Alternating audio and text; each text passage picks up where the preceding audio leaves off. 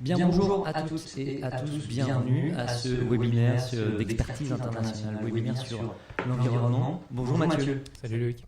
Donc tu es référent RSE au sein des opérations internationales de la Croix-Rouge française et tu as accepté en tout cas d'animer, de répondre aux nombreuses questions.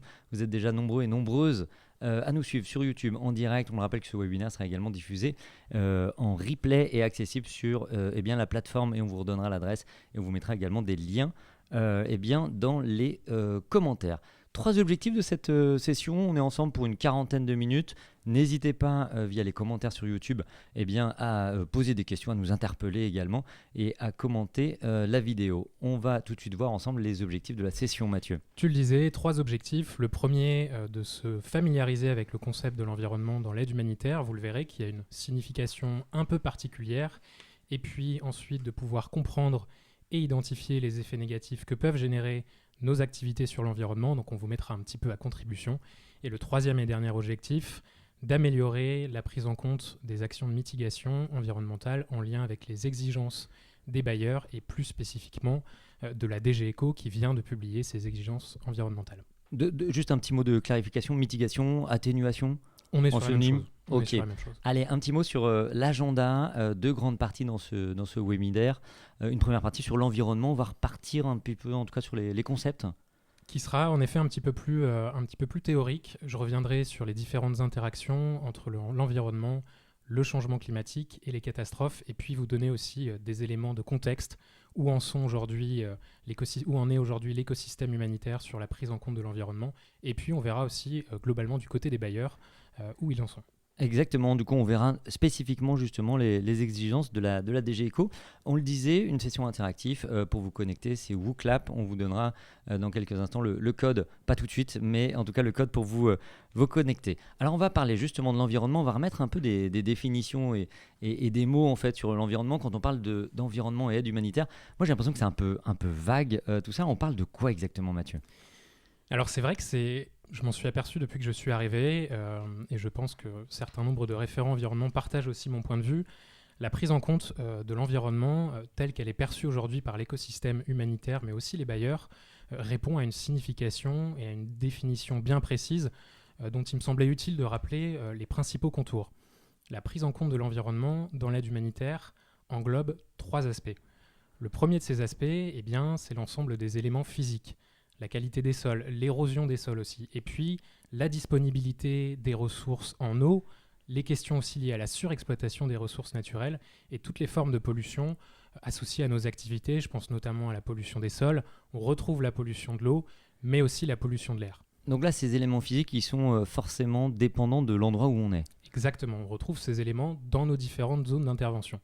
Et puis, Loïc, en plus de ces différents éléments physiques, on va retrouver l'ensemble des éléments biologiques, la faune, la flore, la biodiversité et les écosystèmes. Et j'ai volontairement ici insisté sur la biodiversité et les écosystèmes, et ce pour 2 raisons. La première, c'est qu'aujourd'hui, on sait que l'érosion de la biodiversité et la propagation des espèces invasives est l'une des conséquences du réchauffement climatique. Et la deuxième des raisons, c'est que la biodiversité, la santé animale et la santé de l'environnement présentent des interactions complexes et ont des conséquences aussi directes sur la santé humaine. Donc là, on le voit très clairement, en tout cas dans les maladies infectieuses. Si on a l'exemple d'Ebola, on a l'exemple du coronavirus, il y a vraiment un lien. Alors c'est le principe d'une santé, de One Health. Il y a vraiment des liens évidents entre les maladies infectieuses humaines et la santé animale. Oui, tout à fait. Comme tu dis, c'est un concept qu'on traite aujourd'hui autour de santé unique du One Health. Ces interactions sont traitées à travers le prisme de la santé de l'environnement, la santé animale et de la santé humaine. Et un chiffre qui est relativement parlant, aujourd'hui 60% des maladies infectieuses humaines trouvent une origine chez les animaux. Donc 6 maladies infectieuses sur 10, c'est juste énorme. Et puis il y a un troisième élément qu'il faut prendre en compte quand on parle d'environnement. Troisième élément, en effet, quand on parle de redevabilité environnementale et de prise en compte de l'environnement et de la réduction de l'empreinte environnementale de nos activités, c'est les émissions carbone générées par la chaîne de transport, les achats, et puis aussi l'énergie qu'on va utiliser, que ce soit dans le fonctionnement des bureaux de nos délégations ou même le déploiement de nos opérations. Donc, c'est bien la prise en compte et la réduction des effets négatifs de nos activités sur chacune de ces composantes qui rentrent aujourd'hui dans le prisme de l'environnement et de la réduction de notre empreinte environnementale. On va faire un focus sur l'environnement et les catastrophes. Et on va d'ailleurs dérouler une histoire. On va suivre Adi. On va revenir en arrière. Alors, c'est vraiment Back to the Future. On est retour en 2004. Je ne sais pas si tu étais né, Mathieu, en 2004. J'étais encore un peu tout jeuneau, je dois l'avouer. Tu étais à quelle école primaire, non ? À peine. À peine, incroyable. Donc, on est en 2004 et on va aller en Indonésie, à Banda Aceh. Et on va suivre Adi. Adi, il a 42 ans. Et tu vas nous raconter un peu son histoire. Alors, je voulais en effet vous raconter l'histoire d'Adi et pour que vous puissiez appréhender cette histoire, je vais vous demander d'enfiler vos paires de lunettes environnementales sur les 3 composantes que je viens de vous décrire. Et Adi, comme tu le disais, Loïc, quelques années avant que le tsunami ne frappe les côtes donc de Aceh qui est une province au nord de l'île de Sumatra, Adi travaillait comme bon nombre d'habitants sur ces zones littorales dans l'élevage de crevettes. Et puis, un jour, Adi s'est fait embaucher par une entreprise thaïlandaise qui produisait aussi des crevettes sur les mêmes eaux littorales, mais en quantité beaucoup plus importante. Et Adi s'est rendu compte que les pratiques industrielles d'élevage de crevettes passaient par l'utilisation de pesticides, de fertilisants et d'autres produits chimiques qui ont eu des conséquences dramatiques non seulement sur la contamination des eaux de surface, mais aussi progressivement sur la disponibilité de la biodiversité marine. Donc, et notamment moins de poissons, moins de récifs coralliens par exemple. Et également moins de récifs coralliens et surtout moins de crevettes. Et donc là on est en 2002-2003 et puis arrive le 26 décembre 2004, on connaît tous cette date, c'est le fameux tremblement de terre suivi d'un tsunami avec des conséquences désastreuses. Tout à fait. Et juste en amont, la mangrove désigne des forêts de palétuviers qui sont des ressources de biodiversité extrêmement importantes, des puits de carbone et qui viennent également agir comme barrière naturelle face au risque de tsunami. Et donc pour rebondir par rapport à ce que tu disais Loïc, le jour où la catastrophe, donc le 26 décembre 2004, le jour où la vague de tsunami est arrivée sur les côtes, les experts ont affirmé quelques années plus tard que la coupe de la mangrove, qui était initialement liée avec l'exploitation des crevettes, avait aggravé les dégâts de la catastrophe par un facteur 10. Donc les effets sont multipliés par 10 parce qu'il n'y a plus cette barrière de protection. Exactement, c'était dû notamment à la coupe de la mangrove de manière industrielle en amont de la vague de tsunami. Et on va le voir sur les images, pendant la catastrophe également, il y a ce flot en tout cas qui va charrier en fait un grand nombre de déchets et va avoir une conséquence également directement sur l'environnement. Alors bien sûr, la vague de tsunami qui faisait plus de 10 mètres a charrié un certain nombre de déchets, à la fois des déchets qui étaient présents dans l'océan, mais aussi des déchets terrestres. Ce qui fait qu'en l'espace de quelques semaines, on s'est retrouvé avec plus de 10 millions de mètres cubes de débris et de déchets, mais également de produits chimiques, de fertilisants, les mêmes qui étaient utilisés pour l'exploitation de la mangrove. Et forcément, tous ces impacts-là, ces débris et ces déchets, ont eu des impacts sur la contamination des sols, la contamination des nappes phréatiques, et puis aussi des effets plus indirects sur la santé humaine. Alors on le voyait tout à l'heure sur les images du film The Impossible, mais on retrouve effectivement tous ces déchets. Et puis il y a aussi la réponse à la catastrophe, en tout cas la réponse humanitaire, elle va aussi amener finalement un peu son lot de déchets. Exactement, et ça fait partie de la dernière typologie d'impact sur laquelle je voulais vous présenter 2-3 exemples. En effet, cette catastrophe avait suscité un déploiement opérationnel presque sans précédent humanitaire. Et ce qu'on a constaté, notamment parce que les enjeux liés à la déforestation n'avaient pas suffisamment été pris en compte, la réponse humanitaire pour les besoins de construction ont entraîné l'exploitation de plus de 860 000 mètres cubes de bois pour pouvoir construire et reconstruire des habitations. Alors à l'époque, il y avait beaucoup d'abris, beaucoup de shelters, et puis également des reconstructions, mais c'est énorme. Combien de mètres cubes de bois ? 860 000 mètres cubes de bois. Ce qui est énorme. Alors justement, on va partir de cet exemple et on va essayer de conceptualiser, en tout cas de remettre un peu dans des cases, quand on parle de l'environnement, du changement climatique et de la catastrophe. Alors on le voit effectivement, il y a des impacts directs et des impacts directs sur l'environnement. En effet, avec l'exemple d'Adi, dangereuse, je vous ai donné l'exemple avec les produits chimiques, les polluants, et puis bien sûr, en deuxième typologie d'impact, les débris, les dommages sur les ressources naturelles, la destruction des infrastructures environnementales.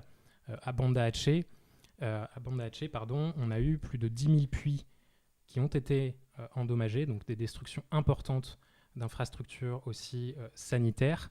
Et puis, une autre catégorie d'impact directement sur les moyens de subsistance des populations, puisque la vague a entraîné une salinisation des sols, des cultures rizicoles, ce qui a affecté directement les moyens de subsistance des populations. Et donc ça a un impact sur l'environnement sur des années et des années du coup. Oui, tout à fait. Encore aujourd'hui, on a des impacts qui sont visibles.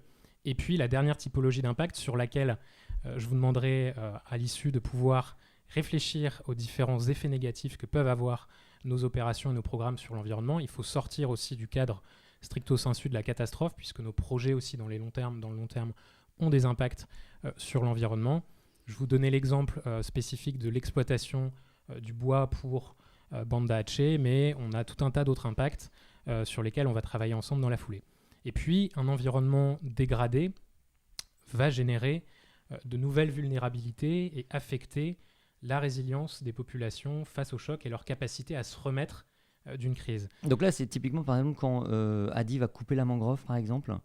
Alors, quand Adi va couper la mangrove, comme je te le disais, c'est un espace de biodiversité. Donc, c'est aussi à partir de la mangrove qu'on va pouvoir développer le commerce, etc., etc.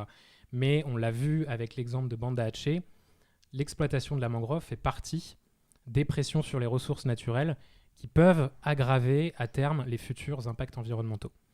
Et puis, en dernier élément, bien forcément le changement climatique. Ici, je voulais vous amener de manière plus large sur les interactions environnement, changement climatique et catastrophe. Et le changement climatique va aussi augmenter la durée, la fréquence et l'intensité des risques d'aléas naturels. Donc là, typiquement, il y a plus de cyclones, il y a plus d'inondations. On le voit d'ailleurs sur les 10 dernières années. Il y en a beaucoup plus, effectivement, même sur les dernières années précisément. Exactement. Le changement climatique, aujourd'hui, a un impact sur les 3 facteurs que je viens de donner, durée, fréquence, intensité des aléas naturels. Et donc, forcément, ces facteurs environnementaux et de changement climatique vont venir renforcer les futurs impacts environnementaux des catastrophes. Donc en synthèse de cette diapositive et de ces interactions qui sont complexes, ce qu'il faut comprendre, c'est que les enjeux environnementaux, ils ne doivent pas être traités en silo, mais bien de manière intégrée et globale, avec aussi les facteurs pouvant affecter la résilience des populations, mais aussi plus largement le changement climatique. Et qu'avant même de parler d'atténuation, le premier enjeu pour nous, acteurs humanitaires, au moment de la conception de nos activités, c'est d'avoir une approche intégrée des risques, et que cette approche intégrée des risques puisse s'échelonner sur 3 niveaux. On va avoir un premier niveau que vous avez sur votre gauche, de pouvoir identifier les différentes formes de pression sur les ressources naturelles et l'environnement. Pensez encore une fois à la coupe de mangrove. Un deuxième niveau d'analyse, de pouvoir venir identifier l'ensemble des dégâts sur l'environnement qui vont être générés post-catastrophe, et puis, que ce soit dans des opérations d'urgence ou plus largement dans la mise en œuvre de nos projets, de pouvoir identifier à chaque fois quels sont les impacts potentiels de nos activités sur l'environnement.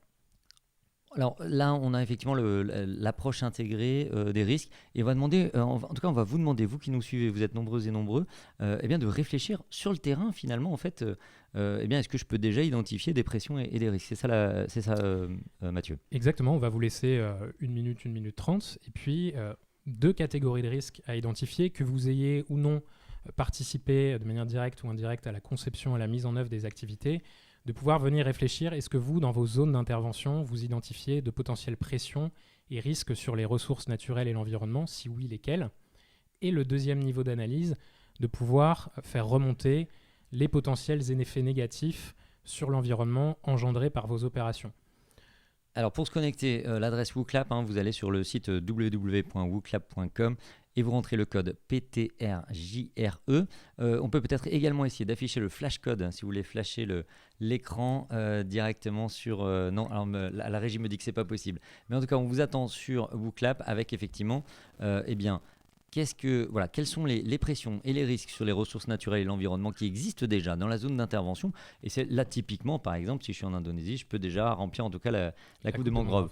Et puis les effets négatifs sur l'environnement, on en parlait effectivement, du coup en tout cas les déchets, la déforestation, enfin en tout cas tout ce que nos actions, nos réponses finalement en fait vont engendrer sur l'environnement, et des fois sur des années, on imagine que quand il y a de la déforestation, c'est quoi, c'est 20 ans, 30 ans? Ça dépend de quelle forêt il s'agit, c'est complexe, mais oui, c'est des problématiques qui s'évaluent sur du long terme. Allez, un point sur les réponses, vous qui nous suivez en direct. La régie me dit qu'il n'y a pas pour l'instant beaucoup de réponses. Mais en tout cas, connectez-vous sur Booklab. On va pouvoir commencer déjà à donner en tout cas des exemples. Je ne sais pas, par exemple, si on est sur un projet dans la zone sahélienne, à quoi on pense sur les pressions et les risques en ressources naturelles, Mathieu? Si on est dans la région sahélienne, eh bien, on peut identifier les risques de surhydratation des sols, ce qui va entraîner de mauvaises pratiques d'irrigation des sols, ce qui peut entraîner ce qu'on appelle la salinisation aussi des sols, et donc la capacité des végétaux à ne plus se reproduire, à ne plus interagir avec le sol, et donc un sol qui devient impropre. C'est un des exemples de pression sur les ressources naturelles qu'on peut retrouver dans différentes zones d'intervention. Je vous ai donné également l'exemple de la déforestation. Voilà, peut-être que vous allez avoir d'autres idées. J'espère en tout cas que sur les effets négatifs de nos opérations sur l'environnement, ça va être plus simple pour vous. Alors on le voit effectivement, sécheresse, inondation, croissance de la population, on a tout ça, en tout cas du coup ça va engendrer, ça va majorer déjà la surexploitation des sols. On imagine que même sur le territoire en tout cas français, on a énormément de risques et de pression de ressources naturelles. On parle du démembrement, le fait qu'il n'y ait plus de talus par exemple, ça accroît les inondations. Ça rejoint exactement les mêmes problématiques et je vois qu'il y a la croissance de la population et c'est vrai qu'en plus on a des phénomènes d'urbanisation notamment sur les zones littorales qui entraînent des pressions particulières et des risques aussi de plus en plus accrus et donc des nécessités de se préparer aux risques notamment de submersion marine. Allez, un petit mea culpa sur les effets négatifs sur l'environnement, on est tous plus ou moins en tout cas conscients. Quels sont les effets négatifs qui peuvent être engendrés? On a parlé des déchets. On retrouve bien sûr alors, les déchets et d'ailleurs on y reviendra dans la seconde partie. C'est une problématique qui revient de manière transverse. On a bien sûr les déchets biomédicaux qui présentent des enjeux particulièrement importants parce qu'ils vont, s'ils ne sont pas traités, avoir des impacts sur la santé humaine mais aussi sur des contaminations diverses. L'accumulation de déchets, on voit les éléments logistiques. Pensez aussi aux achats qu'on va faire puisqu'on a beaucoup d'achats aujourd'hui qui ne respectent pas ou qui ne prennent pas en compte dans le processus des critères durables et on retrouve ça dans la durabilité parfois des matériaux ou des biens qu'on distribue auprès des populations. Est-ce que le transport, par exemple, ça rentre dans les effets négatifs sur l'environnement ou indirectement? Ça rentre tout à fait dans un des effets négatifs sur l'environnement. Si on reprend la lunette émission carbone, on sait aujourd'hui que les transports, en moyenne, pour les opérations humanitaires, représentent pratiquement de l'ordre de 40% de nos émissions de gaz à effet de serre générées exclusivement par les opérations logistiques de transport. Alors on va revenir effectivement du coup au contexte et puis justement en tout cas évidemment l'écosystème humanitaire en fait reste pas en tout cas est engagé sur la prise en compte de l'environnement. On le voit avec 3 engagements spécifiques sur l'environnement. Oui, tout à fait. La Croix-Rouge française est signataire de la charte sur le climat et l'environnement. Près de 200 organisations aujourd'hui ont rejoint la charte, des sociétés nationales aussi, et cette charte comporte 7 engagements, des engagements qu'on retrouve plutôt axés sur la partie climatique et gestion-prévention des risques, et des engagements spécifiques liés à l'environnement, comme vous le voyez ici, et qui traduisent ce qu'on vient de se dire en amont, à savoir notre capacité à pouvoir comprendre les risques climatiques et environnementaux et élaborer des solutions basées sur ces données. Bien sûr, de maximiser aussi la durabilité environnementale de nos programmes, réduire nos émissions de gaz à effet de serre, et puis, et ce point-là est particulièrement important, et c'est notamment vrai pour les questions climatiques et environnementales, de pouvoir collaborer, ça fait appel notamment au Nexus, mais avec les acteurs du développement qui, eux, ont déjà intégré forcément dans leur pratique ces questions environnementales et climatiques. Alors cette charte, effectivement, on la retrouvera en tout cas dans les liens du webinaire, Mathieu. Et puis également, les bailleurs de fonds sont également extrêmement impliqués. Tout à fait. Donc ici, vous avez 4 bailleurs de fonds avec lesquels on travaille. Et puis, vous voyez que la thématique de l'environnement ressort très fortement à chaque fois avec cette problématique de pouvoir identifier les impacts de nos activités sur l'environnement et de proposer des mesures d'atténuation, de mitigation associées à ces effets. L'AFD, elle, a un prisme plutôt axé sur la préservation de la biodiversité, la gestion des milieux et des ressources naturelles, et de pouvoir expliciter à chaque fois en quoi nos activités répondent et prennent en compte ces différents enjeux. Le CDCS aussi travaille en ce moment même. Donc le CDCS, on le rappelle, Mathieu. Le Centre de crise et de soutien. qui finance un certain nombre de nos projets, et le CDCS aujourd'hui est en train de développer sa politique environnementale avec un prisme très fort marqué sur la réduction aussi de nos émissions carbone et la prise en compte des enjeux transverses d'atténuation avec un marqueur qui sera appliqué à tous nos projets. Et puis on va parler justement spécifiquement, et ça va être la deuxième partie de ce webinaire, de la DG Eco et des exigences environnementales. N'hésitez pas, si vous avez des questions et des commentaires sur notre page YouTube, sur notre fil de commentaires, on prendra évidemment l'ensemble de vos questions ou de vos remarques. Allez, justement, on y vient, Mathieu. On va parler de la DG Eco et puis de ces exigences minimales environnementales. On imagine que ça date pas de cette année. Ça fait plusieurs années, en tout cas, que la DG Eco demande à ce qu'on travaille, en tout cas, et qu'on prenne en compte l'environnement dans nos projets. Oui, la DG Eco a été un des premiers partenaires avec lesquels on travaille à prendre en compte l'ensemble des enjeux environnementaux et donc des obligations, une politique qui date de 2020, avec une première définition des secteurs d'intervention, et puis petit à petit, des attentes, des obligations en matière d'environnement vis-à-vis de ces partenaires qui n'ont cessé de se renforcer et qui, jusque-lors, étaient restés optionnels. Et alors, on va parler justement de ces exigences. Alors, on parle d'exigences, de recommandations. Alors, c'est quoi la différence entre les recommandations et les exigences ? Oui, alors la DG Eco a une approche un peu particulière. Il considère que, et d'ailleurs je vais en parler juste après, je finis juste un point par rapport à ça, sur ce calendrier pour vous dire justement que l'application des exigences va devenir obligatoire en 2023 et que la DG Eco a une approche progressive. Autrement dit, ce qui ne sera pas contraignant et non obligatoire en 2023, va le devenir en 2024. Donc là, l'ensemble des exigences en 2023, la prise en compte de ces exigences n'aura pas d'impact sur l'éligibilité au financement. Ça va probablement évoluer en 2024. En revanche, une évaluation favorable sera attribuée aux projets qui intégreront ces exigences avec une attention toute particulière qui sera portée sur notre capacité à faire ces analyses de risques environnementaux dont on a parlé au préalable. Donc en gros, si je comprends bien, 2023, c'est pas complètement obligatoire, mais c'est quand même très très bien de le faire. 2024, ça sera obligatoire. Alors c'est pas comme ça que je vais l'amener, mais 2023, il va falloir de toute façon qu'on s'y plie, qu'on s'y mette, puisque ça va déterminer quand même une note globale de nos projets. Et puis vu ce qui sera demandé en 2024, on passera aussi avec des prises en compte de la DG Eco, plutôt un aspect organisationnel. Autrement dit, est-ce que la Croix-Rouge a une politique RSE ? Est-ce que nous avons engagé le comptage, le diagnostic et la réduction de nos émissions carbone ? Donc ce travail de prise en compte de l'environnement, étant donné qu'on est sur des temps longs, que c'est un travail qui est relativement nouveau, il faut le prendre en compte dès maintenant, d'autant qu'en plus, les exigences vont se porter au niveau organisationnel par la suite. Donc pour moi, ce travail, il doit être fait dès maintenant et dès les prochains HIP qui vont arriver d'ici quelques mois.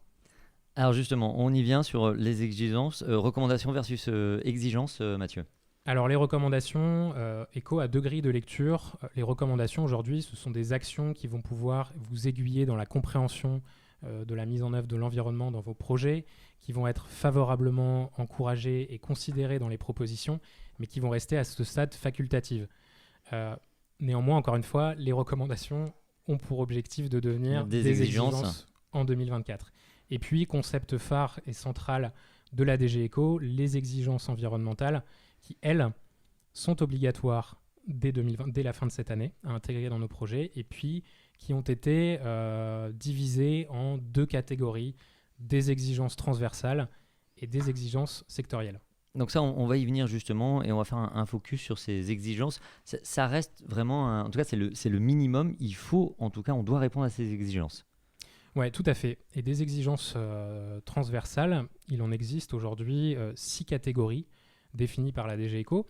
Donc ce que je vous propose, c'est de balayer ces 6 catégories et puis de vous donner un exemple d'exigence attendue par la DG Eco. Et vous verrez que dans la formulation, parfois, on n'a pas nécessairement des indicateurs précis pour les mesurer et que c'est plutôt formulé sous l'axe de recommandation.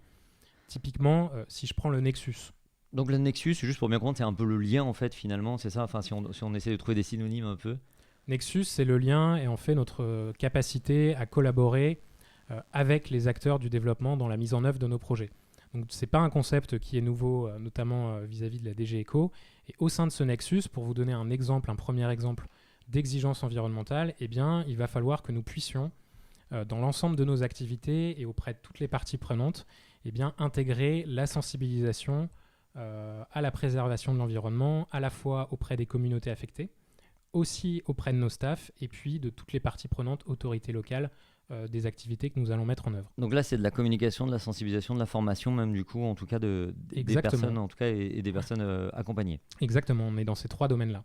Et puis, on va basculer ensuite sur l'analyse des risques. Je vous disais que ECO va porter une attention particulière sur notre capacité à identifier à la fois les risques, ceux qu'on a vus ensemble qui existent dans vos différentes zones d'intervention, mais aussi à identifier les risques qui sont liés à nos activités. Et ces analyses de les risques, on va devoir les faire refléter dans la conception de nos activités et notamment dans les propals qui seront déposés avec la DG ECO. Alors, je peux vous donner un exemple parce qu'aujourd'hui, il y a un outil qui a été à la fois conçu par les acteurs humanitaires et pour les acteurs humanitaires pour pouvoir identifier ces risques, même quand on n'est pas un expert environnemental. Donc cet outil s'appelle NIT et on va le voir ensemble en fait. Il va permettre en fait, en tout cas, de plus facilement identifier les risques. Tout à fait. Donc on a aujourd'hui un outil qui est en phase de finalisation d'être complètement développé. On a des sous-modules qui sont, eux, finalisés, typiquement le sous-module eau, hygiène, assainissement. Et d'ailleurs, nous avons fait un pilote en RDC avec ce sous-module, des formations aussi à destination des personnes de la Croix-Rouge pour pouvoir venir, à partir de cet outil-là, et ce de manière assez simple, identifier les principaux risques environnementaux qui existent dans la zone, liés notamment aux enjeux liés à la gestion des déchets, aux enjeux liés à la contamination des eaux, des sols, etc. etc. Donc c'est un outil que nous avons déjà testé. On a des modules qui vont arriver et qui vont permettre d'identifier directement les impacts associés à nos activités, un module santé qui va être aussi développé. Donc voilà, cet outil-là, ça fait partie du panel de ressources qui existent aujourd'hui et que moi je vous partagerai les ressources à ce sujet-là à l'issue et qu'on peut utiliser pour pouvoir venir identifier les différents risques environnementaux dans nos zones et associés à nos activités. Et donc là, très, très basiquement, en tout cas sur cet outil, Mathieu, on le voit, il y a des questions très préoccupantes, des questions un peu moins préoccupantes. On va classer finalement L'outil va classer de manière automatique en fonction des réponses qu'on va donner, de l'analyse et des données qu'on aura remplies, va classer les enjeux environnementaux sous différents risques, comme tu le disais, des risques très préoccupants à des risques moyennement, voire faiblement préoccupants. Et puis alors la troisième exigence, en tout cas sur la transversalité, ça va être la protection. Ça va être la protection et ça, typiquement, c'est plutôt formulé comme une recommandation, à savoir que dans la mise en œuvre et la conception de nos activités, de pouvoir identifier, protéger et promouvoir les savoirs et pratiques traditionnelles en matière d'environnement qu'on peut retrouver dans un bon nombre de nos zones d'intervention. Et qui sont en tout cas en lien avec l'environnement et qui permettent de protéger et de préserver l'environnement. Quatrième exigence, ce sont les déchets. Déchets, d'ailleurs, qui est remonté dans les risques que vous avez identifiés. Et j'insiste sur ce point-là, puisque je pense qu'on a une marge de manœuvre assez importante sur ce sujet-là. Et ECO pousse aussi les acteurs humanitaires à gérer l'ensemble des déchets produits par nos opérations. Et donc, ça passe par différentes formes. Déjà, de la sensibilisation auprès des communautés affectées pour entraîner des changements de comportement en matière de tri et de gestion des déchets. Et puis, lorsqu'on va concevoir nos activités, de venir systématiquement identifier les structures et les filières locales de gestion des déchets, de pouvoir aussi s'appuyer sur le cadre législatif national, puisque la composante des déchets incombe au pouvoir public, et enfin de pouvoir identifier systématiquement la typologie de déchets produits et aussi des pratiques communautaires existantes en matière de gestion des déchets. Alors quand il y a de la joie, il y a rabat-joie, Mathieu, mais quand on est sur le terrain, en vrai, gérer les déchets, on se dit ok, c'est très bien, mais il n'y a pas de tri de déchets, il n'y a pas de gestion des déchets. Alors comment on peut répondre à cette question ? Ouais, très bonne question. D'ailleurs, qu'on a remonté forcément à la DG ECO, puisque notre capacité, nous acteurs humanitaires, à pouvoir venir traiter et gérer nos déchets sur place dépend bien sûr de l'existence d'infrastructures locales. Donc comment appliquer ces exigences déchets dans la mesure où nos pays d'intervention, ou dans la mesure où il n'y a pas de structure locale pour la filière, les gestions des déchets, c'est là où ECO reste un peu flou et dit si c'est pas possible, à vous de le justifier et puis dans ce cas-là, la mise en œuvre, l'application de ces exigences ne sera pas nécessairement une obligation. On peut le justifier en tout cas dans la propale. Il faudra justement à chaque fois pouvoir justifier de la non-mise en œuvre et de la non-adéquation de ces exigences par rapport à nos différents contextes d'intervention. Mais néanmoins, je pense qu'on a quand même, nous, un travail à faire sur la gestion, notamment dans nos centres de santé, et j'y reviendrai. Notamment sur les déchets biomédicaux. Sur les déchets biomédicaux. Et puis plus largement, il existe dans nos différentes zones d'intervention, Cameroun, je travaille aussi avec le Niger, sur des dispositifs et des filières locales, mais aussi des petits acteurs privés qui œuvrent dans la gestion des déchets et qu'on peut aussi renforcer et appuyer dans cette démarche-là. Et puis il y a deux success stories, en tout cas un projet sur la gestion des déchets à Kinshasa. Alors success story, je l'espère, parce que le projet est en cours de dépôt. C'est un projet qui est financé par l'AFD et donc qui a pour objectif principal de renforcer la résilience des quartiers urbains de Kinshasa, dans 2 quartiers urbains de Kinshasa. Et au sein de ce projet, eh bien, nous avons intégré un certain nombre d'activités sur la gestion des déchets. On va retrouver le classique, la sensibilisation et la formation au niveau communautaire sur le tri et la gestion des déchets. On a aussi proposé de faire des comités de pilotage et des plateformes de remontée d'informations qui, à chaque fois, permettent d'interagir avec les associations locales, les pouvoirs publics, mais aussi les acteurs privés en matière de gestion de déchets. Et puis, on a un ensemble d'activités visant à renforcer les filières locales, le tissu de gestion des déchets qui existe déjà dans la ville de Kinshasa, mais qu'il faut aujourd'hui renforcer. Et à côté de ça, en parallèle, des activités de mobilisation communautaire sur le tri, la collecte de déchets. Donc voilà, ça c'est résultat à venir, mais ça fait partie des activités qui peuvent vous inspirer dans de futurs projets à mener et sur lesquels vous pouvez vous appuyer. Et deuxième initiative, en tout cas, c'est que la communauté humanitaire ne reste pas du coup à ne rien faire. Le Clusterlock travaille, il y a un Clusterlock qui travaille justement sur essayer de cartographier finalement ces usines de recyclage. On disait, il n'y a pas de recyclage partout, mais en tout cas, il y a quelques usines de recyclage. Oui, il y en a tout à fait, il y en a même plus qu'on ne le pense. Et donc ce travail est en train d'être mené aujourd'hui à l'échelle du cluster logistique pour pouvoir cartographier dans plus de 25 pays l'ensemble des usines de recyclage qui adoptent aussi des pratiques responsables et qui travaillent de manière sérieuse sur le sujet. Donc c'est un vrai travail de cartographie et le Clusterlog est en train de le faire et ce sera suivi et accompagné aussi d'un ensemble de bonnes pratiques sur les emballages plastiques qui est aussi l'une des exigences de la DG Eco, en lien forcément avec la logistique et les achats, mais la composante plastique et la réduction des emballages plastiques, notamment à usage unique. Aujourd'hui, on doit être attentif, particulièrement attentif sur ce sujet-là. Alors justement, c'est la logistique achat. On a tendance à dire qu'un bon déchet, c'est un déchet qu'on ne produit pas. C'est ça, c'est le mantra qu'on devrait avoir. Si on prend la cinquième catégorie d'exigences transversales de la DG Eco, eh bien, on retrouve, comme tu le disais, la réduction systématique des emballages plastiques des biens distribués, notamment des kits NFI, avec un travail, j'y reviendrai, qui est en train d'être amorcé par le CICR et la FICR sur ce point de vue-là. Et puis, l'optimisation des transports, de pouvoir à chaque fois, et ça implique aussi d'associer la logistique dès la phase de réflexion des activités pour qu'on puisse conjointement réfléchir à comment est-ce qu'on peut améliorer, réduire et optimiser notre chaîne de transport pour réduire les émissions qui y sont associées. Alors là, pareil, 2 illustrations. On part du côté des Caraïbes, la PIRAC, qui est notre plateforme d'intervention régionale. Oui, tout à fait, la PIRAC, dans le cadre de son projet Ready 360, qui a vocation à renforcer les capacités, notamment aussi logistiques et de prépositionnement des sociétés nationales avec qui elle travaille. Eh bien, on a tout un travail qui est fait aujourd'hui sur l'amélioration des conditions de stockage et des commandes au niveau des entrepôts de ces 5 sociétés nationales. On va travailler aussi sur les matériaux qui vont être utilisés pour pouvoir fabriquer, concevoir et réhabiliter ces espaces d'entrepôt. Donc là, c'est vraiment sur le stockage, en tout cas d'avoir finalement des entrepôts un peu plus éco-responsables. C'est exactement ça. Donc il y aura une partie qui va être plutôt en amont sur les achats qui seront faits de prépositionnement de kits NFI, une autre sur les matériaux de construction et puis une autre partie plutôt sur les sources d'énergie qui vont être utilisées pour faire fonctionner ces entrepôts. En parallèle de ça, on a une autre activité qui est menée dans le cadre de ce projet, qui est toujours en lien avec la logistique et les achats, puisqu'il s'agit de la gestion et de l'identification des déchets. Donc on a une étude qui va être menée, un référent environnement va être recruté aussi spécialement pour ce projet, et l'objectif, ce sera d'identifier dans chacune des zones d'intervention de ces 6 sociétés nationales les gaps, les trous dans les filières de gestion de déchets pour pouvoir venir les renforcer, les appuyer, et qu'en cas de catastrophe, on ait déjà un plan, une filière qui soit structurée au moment où la catastrophe va survenir et qu'on va devoir, dans les premières semaines, traiter l'ensemble des déchets qui vont être générés. Et puis ça bouge aussi également au niveau du mouvement, notamment au niveau de la fédération et puis de nos cousins Velvet du CICR. En effet, je vous parlais d'un catalogue de kits NFI et d'attention particulière portée sur les emballages plastiques, mais aussi sur des critères d'achat durable. Et aujourd'hui, le CICR, avec la FICR, travaille sur un catalogue de produits qu'on peut retrouver, je vous enverrai également les ressources, et qui inclut à chaque fois des critères d'achat durable.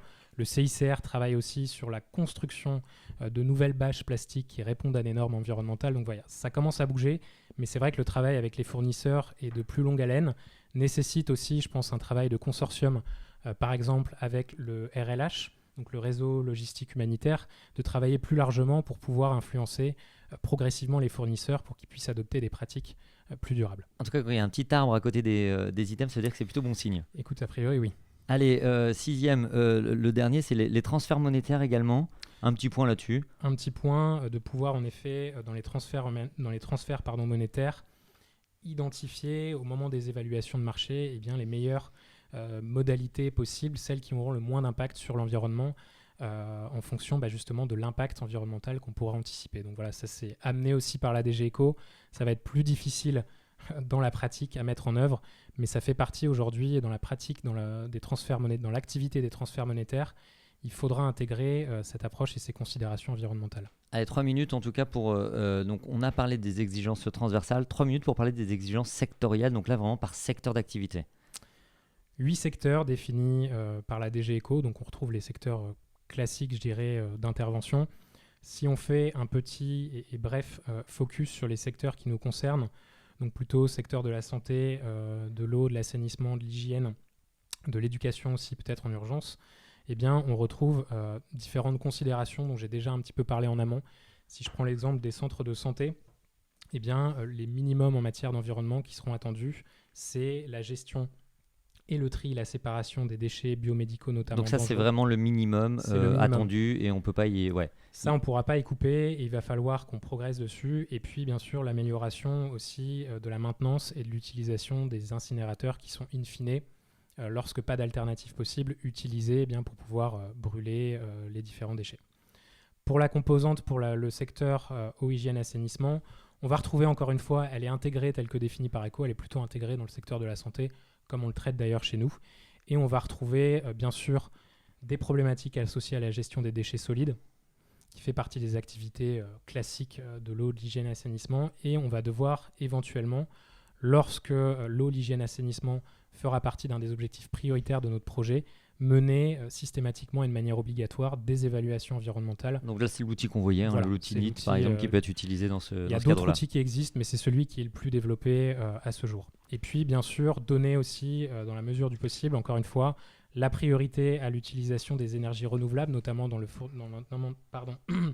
les services d'eau fournis, et on le fait d'ailleurs déjà dans un certain nombre de nos terrains d'intervention, du pompage solaire. Ça rentre typiquement dans un exemple classique de la DG Eco, et après, on va retrouver, pour les situations d'urgence, de pouvoir systématiquement promouvoir des actions, des activités de sensibilisation sur la préservation de l'environnement dans les écoles. Allez, on se quitte avec 2 exemples. Donc, on va partir en Afrique de l'Ouest. C'est des exemples de phytoépuration. On va le voir à l'image tout de suite, Mathieu. Donc, c'est un système finalement en fait, de traitement des eaux usées par les plantes, en fait, finalement, par les systèmes racinaires. Exactement. C'est presque, on ne pourrait pas tout à fait appeler ça comme ça, mais presque une solution finalement qui est basée sur la nature. Cette solution-là, elle est utilisée aujourd'hui en Afrique de l'Ouest par la Croix-Rouge suédoise. Et en fait, ils ont traité l'ensemble des eaux grises autour notamment de leur structure d'assainissement avec un système de phytoépuration par du traitement racinaire et notamment du buffalo grass. Donc c'est de la famille des kikuyu qu'on retrouve en Afrique de l'Ouest. Là, tu nous as complètement perdu, mais ok, non, pas du tout. Et puis, dernier exemple, Mathieu, c'est la stabilisation des sols, toujours avec ce buffalo grass. Encore le fameux buffalo grass. Et en effet, est toujours d'ailleurs utilisé par la Croix-Rouge suédoise, mais cette fois-ci plutôt dans le cadre de stabilisation des sols, mais aussi de protection des infrastructures d'eau, hygiène et assainissement contre justement pour prévenir l'érosion des sols et le glissement de terrain. Donc en fait, on a planté ces systèmes racinaires qui ont agi directement sur le sol et permis de renforcer et limiter, prévenir les éboulements de terrain, renforcer la stabilité des sols. Et puis, par ailleurs, voilà, c'est une solution qui permet d'épurer encore une fois les eaux grises, etc., etc. Un immense merci Mathieu en tout cas pour toutes ces informations. On imagine que si on a des questions sur la thématique, une adresse mail mathieu.gay@croix-rouge.fr. On mettra évidemment en fait l'ensemble des documents sur la plateforme de l'expertise technique. N'hésitez pas en tout cas à nous faire des retours sur ce webinaire. On se retrouve le 3 novembre je crois il me semble et ça va s'afficher à l'écran dans quelques instants pour le prochain webinaire de l'expertise technique. Merci à toutes et à tous de nous avoir suivis.